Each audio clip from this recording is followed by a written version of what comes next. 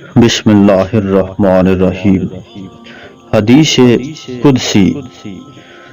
اے فرزند آدم، کب تک میری بارگاہ میں فریاد کرنے سے کتراتے رہو گے، اور پھر کب تک مجھے بھولو گے، اور کب تک کفران نعمت اختیار کرو گے؟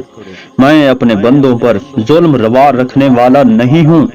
تم کب تک میری نعمتوں کا انکار کرتے رہو گے، جبکہ ہر روز میری طرف سے تمہارے پاس نیا رزق آتا ہے؟ تب تک تم میری ربوبیت سے انکار کرو گے، جبکہ میرے سوا تمہارا کوئی خدا نہیں ہے۔ تم اپنی جفائیں کب تک کرتے رہو گے، جبکہ میں تم پر جفا نہیں کرتا؟ جب تم بدن کی شفا کے لیے طبیب ڈھونڈتے ہو، تو پھر مجھ جیسے طبیب کے بغیر تمہیں گناہوں سے کس طرح شفا ملے گی؟ بس تم شکوہ کرتے ہو اور میری قضاء و قدر پر ناخوش ہوتے ہو۔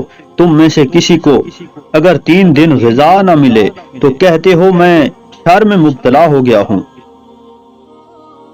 خیر میں نہیں، جبکہ تم میری نعمتوں کا انکار کرتے ہو۔ جس شخص نے اپنے مال سے زکوٰۃ نہ دی، اس نے میری کتاب کو ہلکا سمجھا۔ جس شخص نے یہ جاننے کے باوجود نماز کا وقت ہو گیا ہے، پھر بھی نماز کے لیے خود کو فارغ نہ کیا، تو وہ مجھ سے غافل ہو گیا۔ جب کسی نے یہ کہا کہ خیر میری وجہ سے اور شر ابلیس کی وجہ سے، تو اس نے میری ربوبیت کا انکار کیا اور ابلیس کو میرا شریک بنا لیا۔